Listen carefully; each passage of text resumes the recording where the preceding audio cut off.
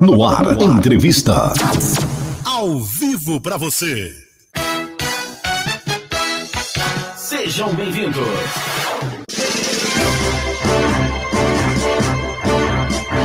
Quinta-feira, 9 de março de 2023, 9 horas 15 minutos. Muito bom dia para você, meu amigo, minha amiga, policial, penal, servidor, servidora público, curtindo a nossa programação aqui no aplicativo da Rádio Sindicop, bastante gente no aplicativo, também aqui no Facebook e no nosso canal no YouTube. Recebendo por aqui o nosso amigo, né, o nosso companheiro Lineu Mazano. Deixa eu ver como é que tá, se tá tudo bem, se tá tudo certinho. Deixa eu tirar aqui a nossa trilha, não é mesmo? Para eu desejar aqui, viu, Lineu? Um bom dia para você, seja muito bem-vindo. Obrigado mais uma vez aí, viu, pela sua disposição em trazer informações para a gente aqui, Lineu. Me ouve bem?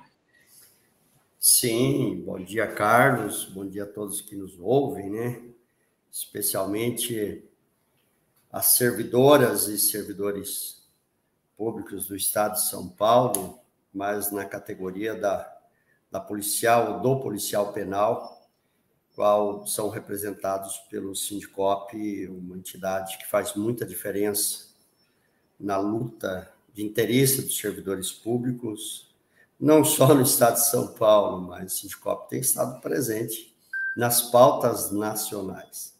Então, bom dia, estamos aí. Inclusive, Lineu, você lembrando bem, né? O nosso pessoal hoje está lá todo em Brasília, né? Participando aí de mais uma pauta importante lá. Os diretores estão tudo lá hoje, tudo participando aí, sempre acompanhando tudo de perto. Bom, minha gente, você pode fazer perguntas, tá bom? Através do nosso aplicativo, através aqui também do canal no YouTube, através do Facebook, para que a gente possa também repassar depois ao Lineu. Olha só, minha gente, o Sindicop, então, participou deste evento que foi realizado, né, pela Frente Paulista em Defesa do Serviço Público. Foi o primeiro encontro de servidoras e servidores públicos do Estado de São Paulo.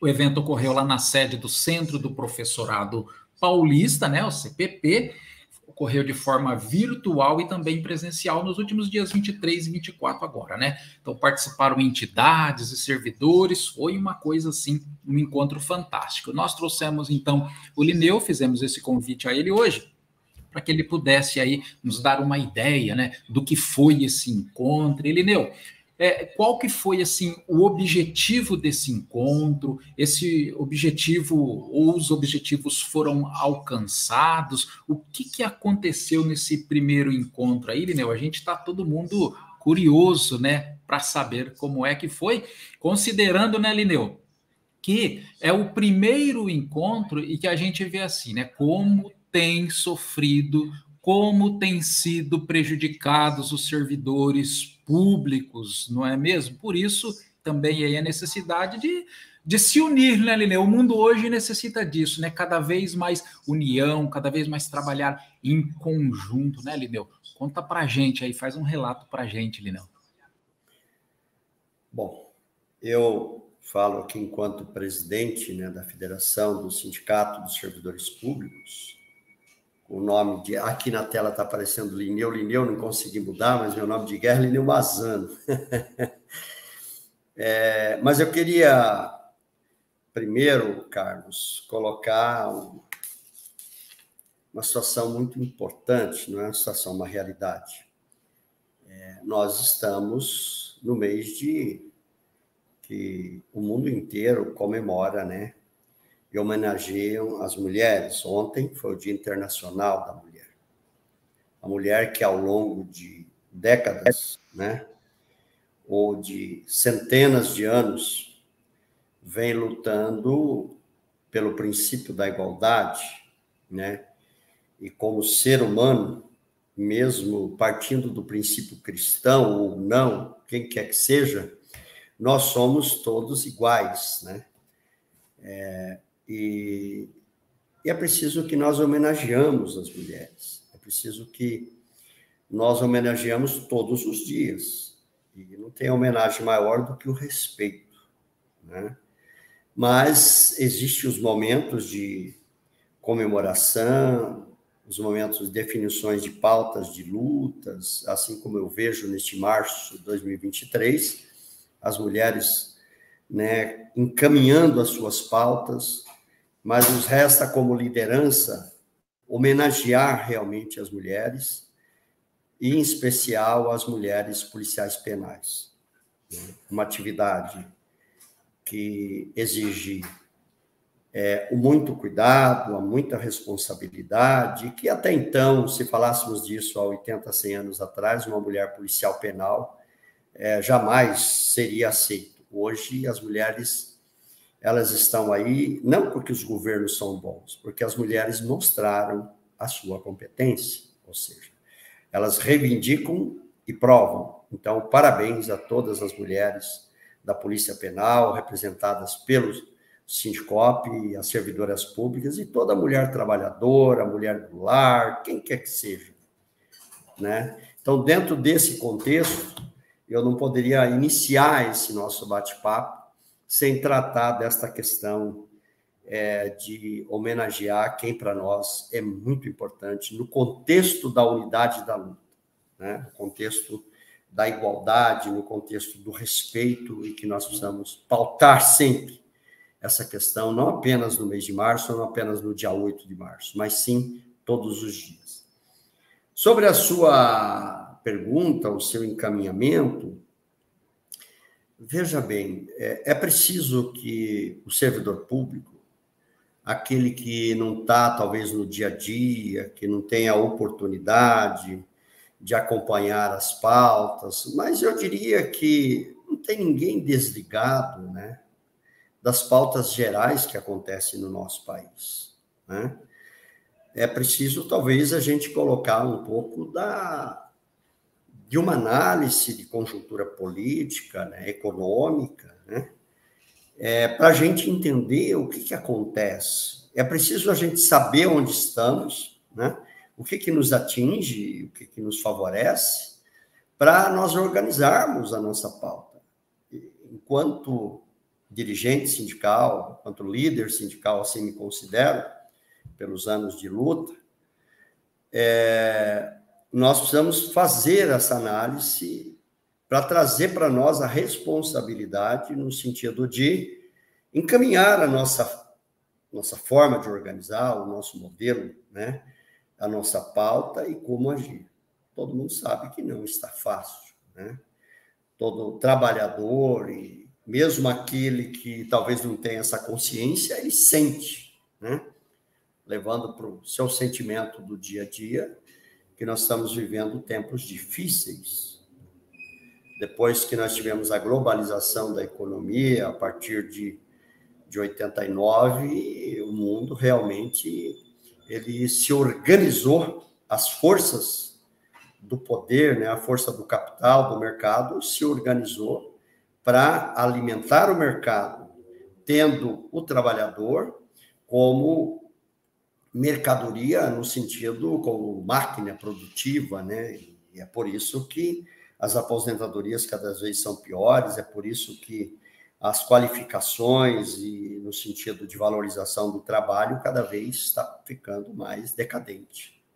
Nós, servidores públicos, entramos em uma segunda etapa depois desse processo de globalização da economia, principalmente já começando com Fernando Henrique, com as reformas administrativas e previdenciárias, já com vistas ao processo de terceirização, de degradação da estrutura da máquina pública, porque se compararmos o que éramos em 95 para hoje, a diferença é muito grande. A estrutura era muito maior, a capacidade do Estado em si era muito maior. E cada vez vem degradando. Aí pergunta assim, mas por que não resistir? Porque é difícil resistir. E ainda se sobrevivemos, e ainda há sobreviventes, é pelo processo de resistência, né? Eu posso lembrar a todos que eu estava dentro do Congresso Nacional em 95, quando fazia-se a última votação da PEC, da reforma da Previdência, encaminhada pelo governo FHC, é quando foi buscado, inclusive, deputados que estavam doentes, trazidos, entrando de cadeira de roda, eu sou testemunha, né, levados para votar para ver se conseguia garantir a quebra da paridade. E naquele dia a gente conseguiu que a quebra da paridade não fosse derrubada. Depois eles começaram a quebrar de outras formas, mas a paridade entre ativo e inativo. Então, a luta é muito grande, Não é diferente no momento. Eu fiz essa história, talvez eu estou me alongando, mas é importante a gente conscientizar o servidor público no sentido de entender o processo, onde que nós estamos e por que estamos hoje nessa condição. É possível mudar? É possível mudar. Então, nós realizamos o primeiro encontro da Frente Paulista, não é parlamentar, né? Porque às vezes muita gente, não o que você disse, mas muita gente entende como uma frente de deputados. Não, é uma frente de entidades, da qual eu sou um dos coordenadores enquanto presidente da Federação Sindical. Tivemos um evento de 2 dias, um evento que tivemos ali 8 ou 9 grupos de trabalhos, né? Com palestras importantíssimas, debates, e os grupos apresentaram um resumo que na próxima semana a gente vai divulgar esse relatório da apresentação dos grupos. Eu tive a oportunidade de coordenar a maior parte do evento.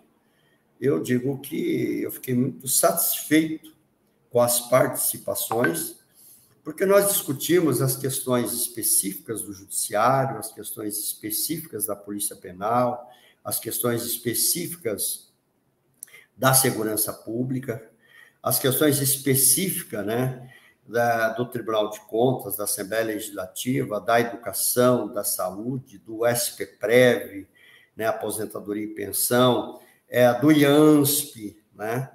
Então, nós vamos divulgar uma pauta que ela traz no debate aí entre os grupos, que foi o nosso encontro, ele foi híbrido, presencial e virtual, grupos presenciais e grupos virtuais, e por isso que está demorando um pouco da gente consolidar esse documento, mas já está quase pronto, provavelmente a partir de segunda ou terça-feira a gente divulga, traz aí o interesse geral de todos os servidores, tanto nas questões de interesse comum, por exemplo, IANSP, de interesse comum de todos, como questão pontual, seja da Polícia Penal, ou seja da educação, ou seja da saúde.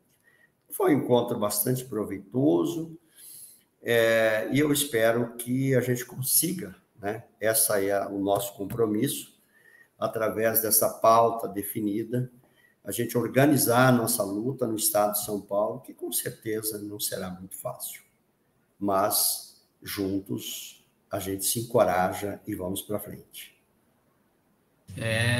Realmente fácil não é, né? Mas como você usou essa palavra, eu gostei demais, né? Resistência, né? É preciso resistir, não é mesmo? Ô, Lineu, agora você falou dessa discussão que houve desses grupos aí, extremamente importante, né? Qual é o objetivo depois disso, depois desse resultado? Será elaborado algum documento? Será proposto alguma coisa ao governo, né? Qual é o próximo passo, a continuidade aí? Eu creio que com certeza deverá ocorrer aí, né? Para que essa luta continue aí sempre pressionando, né? Assim como os governos, né, pressionam os trabalhadores e as instituições, né? Também, né, os trabalhadores, as instituições, os líderes sindicais também têm que estar ali, né? Sempre em cima cobrando. Então, qual é o próximo passo com tudo isso que foi feito, estudado, discutido e analisado, Lineu?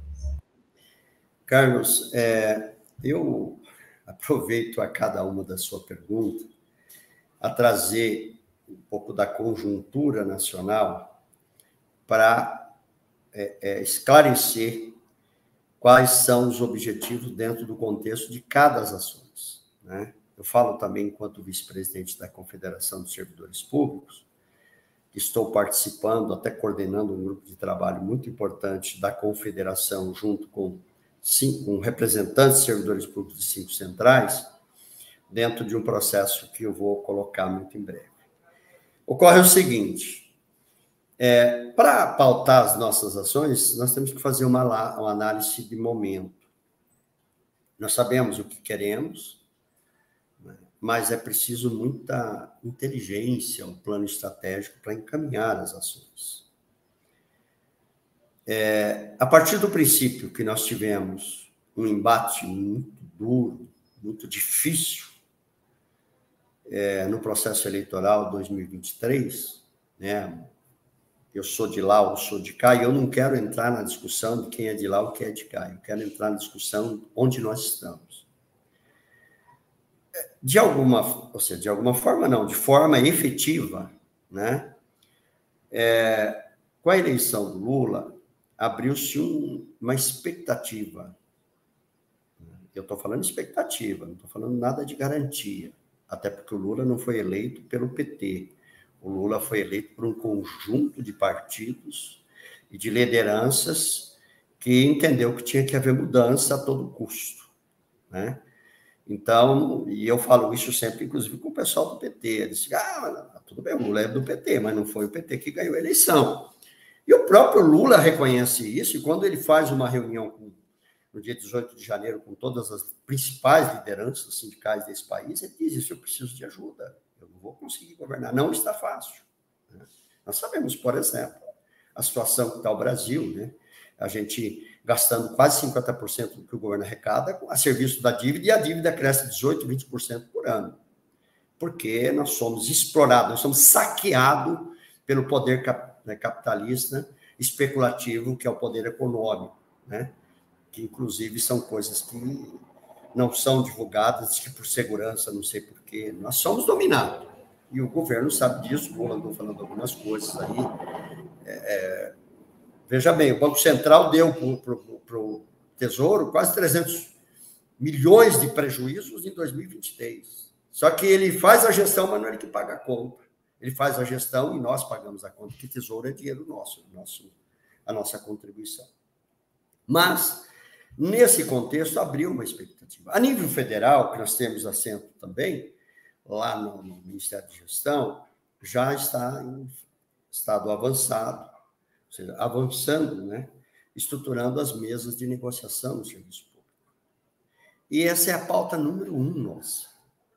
Mesa de negociação no serviço público parte de uma situação que o governo brasileiro, seja ele qual for, ele está condicionado, e por isso eu aproveito para dizer que dia 1 e 2, semana passada, nós tivemos um seminário extraordinário em Brasília, da qual, inclusive, o Gilson, né, o Magno, presidente e diretor do sindicato, participou, com palestras internacionais, inclusive, tratando da questão da aplicação da Convenção 151 da OIT no Brasil. O Brasil, desde 1978, ele votou favorável à Convenção 151. Em 2010, por um decreto legislativo aprovado pelo Congresso Nacional, o governo ratificou a convenção. Em 2013, a presidente Dilma, por um decreto, se não me engano, 6 de março de 2003, tanto fez aniversário agora, ela internalizou a convenção. E nós estamos debatendo isso. O que a convenção garante? Ela garante a liberdade e autonomia de organização sindical, da representação sindical, mas, em especial, a negociação coletiva no serviço público.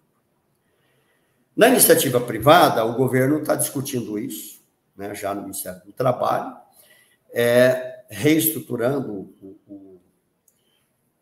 trabalhando em proposta de reestruturação da estrutura sindical no Brasil, um princípio número 1, negociação coletiva, ou o dissídio coletivo. Isso bem regulamentado, mas está se tratando disso, de um ajuste nessa questão. Nós, servidores, em tese, ainda não temos. Temos as garantias, inclusive, de convenções internacionais, mas não aplicadas no Brasil, salvo uma ou outra exceção em alguns estados, pouquíssimos estados e alguns municípios. O governo federal, ele retoma, ele começa o governo trazendo esse assunto, trazendo uma manifestação de apoio à implementação da Convenção de 151, criando esse processo. Essa pauta de negociação coletiva, ela está sendo debatida no Brasil inteiro por todas as entidades, das mais diferentes correntes, não específicas as nossas, ligadas à Confederação, ou às 5 centrais que se constituem dentro da Confederação. E como nós chegamos no Estado de São Paulo para encaminhar isso? Bom, Ponto número 1 para nós, negociação coletiva permanente, ou seja, mesa de negociação coletiva permanente com o governo de São Paulo. Como? Uma mesa geral, né? Só que o governo não nos ouviu, hein? A federação já reivindicou, hoje está encaminhando, reiterando o terceiro ofício, ou o quarto, salvo engano, o terceiro, até porque saiu um decreto hoje, que eu vou analisar depois, que trata da Comissão de Política Salarial, mas parece-me que não traz garantia sobre isso. Mas, salvo o melhor juízo, ainda preciso analisar. Mesa geral e mesa de negociação por secretarias ou por órgãos, porque o Estado é muito grande, a especificidade é muito grande.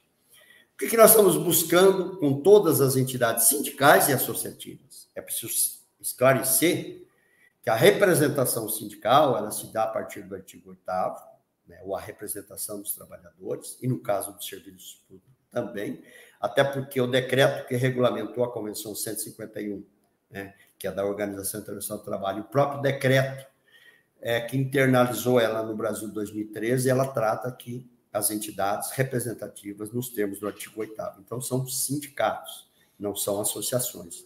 A frente paulista, ela se constitui de sindicatos e associações. O que nós estamos buscando? Buscando uma unidade de ação. Vamos somar todo mundo. A hora de assinar, quem tem legalidade assina, mas vamos buscar a contribuição de todos, ressalvando que a representação é sindical. Por que foi importante o encontro e esse documento que você pergunta, e eu disse que a partir da semana que vem ele será divulgado o relatório geral? Por quê? Porque esse regulatório geral do encontro, regulatório de todas as pautas, ele é norte para todas as mesas que nós estamos lutando, né, a constituir no processo de cada órgão. Eu diria que, em tese, né, a Secretaria da área penitenciária, né, ela já tem lá um fórum, e esse fórum tem que ser implementado, esse fórum tem que ser transformado numa mesa de negociação permanente interna, né, para tratar das questões específicas da Polícia Penal, claro que partindo da sua regulamentação, uma luta, né, e tudo que se faz necessário aí para completar essa grande vitória que foi o servidor da polícia penitenciária ser transformado em polícia penal. Isso foi uma grande vitória e a gente fez parte disso. Então, Carlos, esse resumo, né, transformar esse relatório de pautas como um documento base, um documento de orientação, onde todas as entidades, em todos os órgãos, eles tem um documento base para iniciar a sua pauta, e isso nós estamos buscando trabalhar, encaminhar de forma, vamos dizer assim, unificada. Todo mundo pedir isso, encaminhar, enquanto o Sindicato dos Servidores do Estado de São Paulo, né, que eu tenho também a oportunidade de estar presidindo, nós estamos encaminhando isso, estamos encaminhando já a estruturação de algumas mesas em algumas fundações, inclusive na Secretaria de Agricultura, que o secretário foi muito sensível à nossa pauta. Mas por parte do governo, né, do Tarcísio, do secretário de Gestão, até o momento, nós não temos nenhuma resposta positiva de encaminhamento. Entendi. A gente sabe que houve assim a participação, claro, né, de um grande número de entidades, então isso é muito importante. Como que foi o envolvimento do outro lado, o envolvimento político em se tratando ali, por exemplo, da Assembleia Legislativa do Estado de São Paulo? Como é que você enxerga, inclusive, essa nova formação da Assembleia? Porque, querendo ou não, é sempre necessário e importante, né, que se tenha essa relação e esse envolvimento. Claro, a gente sabe que tem deputados ali que, inclusive, já participaram com a gente na rádio aqui, por exemplo, para citar o Gianazzi, né, extremamente envolvido, sempre participando, sempre buscando. Como que você analisa e qual é a sua expectativa para essa nova formação da Assembleia Legislativa em relação a apoio a essas pautas, né, dos servidores, não é mesmo? Como fazer para que também a Assembleia Legislativa se torne uma casa mais sensível a essas questões, a essas perdas, inclusive, dos servidores. Por exemplo, como esperar que uma Assembleia Legislativa, só como exemplo, se envolva, por exemplo, definitivamente na questão do IANSP, né? Como fazer com que uma casa de leis faça, por exemplo, e cobre o governo, sei lá como, que o governo precisa entrar com a sua contrapartida do IANSP para que a coisa de fato funcione, porque é extremamente injusto quando você pega servidores pagando, mantendo o IANSP e não tendo, por exemplo, nenhuma participação, nenhuma mesmo, nenhuma participação na gestão, por exemplo, dessa questão da saúde. Eu acho isso uma injustiça muito grande. Como é que você consegue enxergar aí esse envolvimento para que o governo possa aí também se tornar sensível a essas questões, hein, Lineu? Carlos, veja bem, quanto ao nosso encontro, a gente decidiu não fazer um encontro com debate com membros do governo ou trazendo, né, convidando todos os deputados, até porque no princípio democrático você teria que convidar todos para o debate. E eu acho que é assim que se constrói. Como a gente decidiu não caminhar dessa forma, que fosse uma pauta dos servidores, ou seja, é uma reunião de trabalho. O encontro foi uma reunião de trabalho organizado, chamamos de encontro. Nós tivemos, sim, a participação do deputado Janazzi, que é um parceiro nato, efetivo, né, da frente, como também tivemos presente na abertura a deputada Luciene, eleita deputada federal, que já de início apresentou um projeto super importante para nós, que nós, inclusive, já estamos fazendo um trabalho a nível de outras entidades a nível nacional de apoio ao projeto dela, que é um projeto de restabelecer as perdas que nós tivemos aí através da Lei 173/2020 do governo Bolsonaro, né, que congelou salário, congelou as progressões, né, e aplicações dos quinquênios, sexta parte. Teve também, era para estar presente, não foi possível, mas teve o seu representante da deputada Bebel, pessoas que articulam no dia a dia conosco, né? Isso eu falei para informar. Com respeito à composição da nova legislatura, né? A nova legislatura no estado de São Paulo, ela se inicia no dia 15 de março, portanto, a partir da próxima semana. E agora vão correr pela composição das comissões, das organizações, eleição da mesa, tudo isso tem muita influência no nosso interesse, no sentido do nosso debate no dia a dia na Assembleia Legislativa. Agora, é preciso dizer, para quem nos ouve, que com respeito ao interesse coletivo dos servidores públicos, não é uma nova legislatura importante para nós. Nós temos uma massa de deputados e deputadas, né, parlamentares eleitos, que foram eleitos com outras pautas, e não com a pauta de respeito ao servidor público, não com a pauta social. Foram eleitos com uma pauta de defender o processo de terceirização, de privatização de serviços públicos, inclusive de denegrir o serviço público. Você está fazendo uma crítica a isso? Não. Estou fazendo uma análise, não estou criticando este ou aquilo. Mas isso indica que nós vamos ter uma Assembleia Legislativa difícil. Os enfrentamentos não serão fáceis.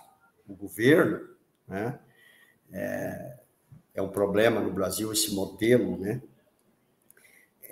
que nós temos de gestão pública e esse modelo de processo eleitoral, de como se dá a constituição do poder legislativo, né, ele sempre sendo o ponto central dominante do poder executivo, tanto que cada governo se compõe de todas as formas, por exemplo, o governo Lula, tentando fazer o máximo para que ele tenha uma bancada governista, né?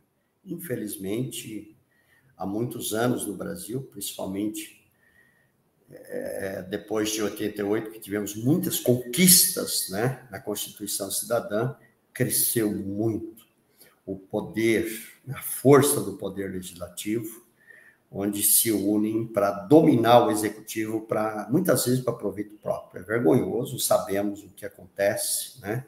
Sejam as emendas dirigidas, né? Sejam as emendas secretas no Congresso Nacional, né? Em São Paulo, as emendas dirigidas, né? O governo, ele vende, aliás, ele compra, né, parlamentares que conscientemente, traindo às vezes a sua consciência, se vende por uma ou outra, ou duas, ou muitas emendas de milhões de reais, que vai lhe trazer alguns benefícios extras, em detrimento a uma sociedade, uma categoria, a trabalhadores e trabalhadoras que o elegeram. Essa é uma composição. Então, a balança, ela não está virada, enquanto a Assembleia Legislativa, a nosso favor.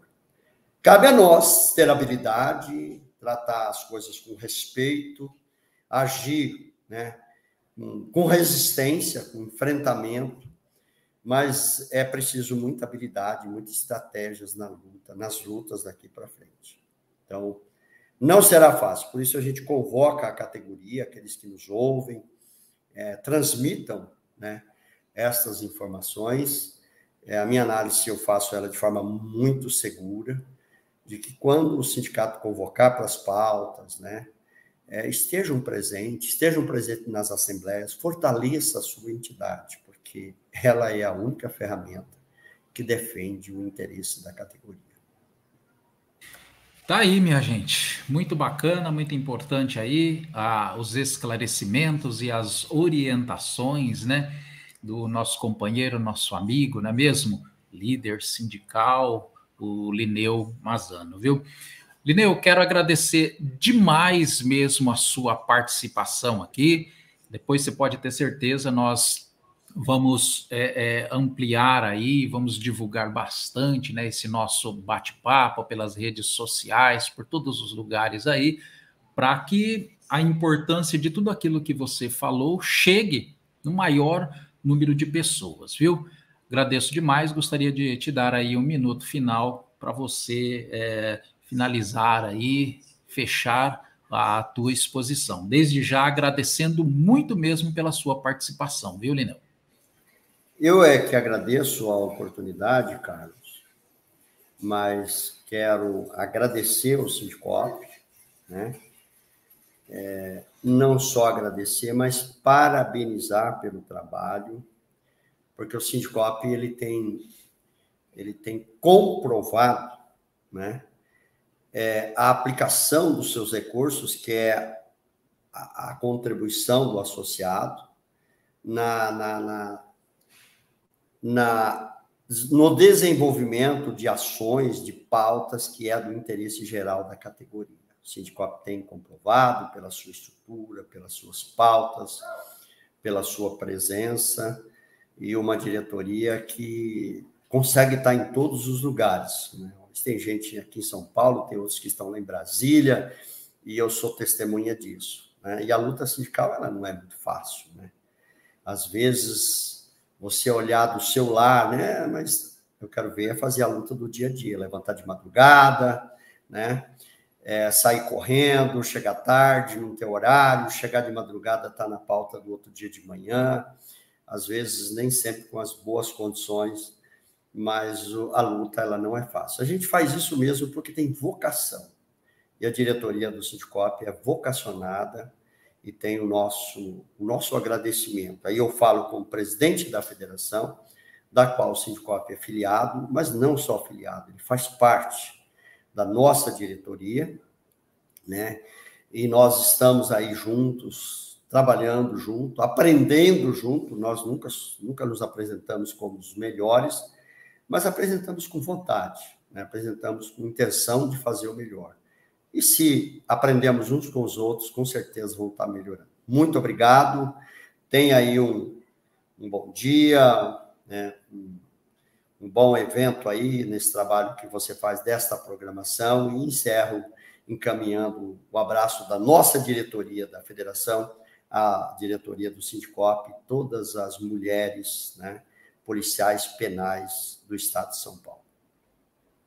Que beleza. Tá aí, em nome do Sindicop e de toda a diretoria, nós agradecemos a sua participação. Muito obrigado, Lineu Manzano, que hoje esteve conosco aqui na sua Super Rádio Sindicop. Obrigado, Lineu. Até mais. Tchau, tchau.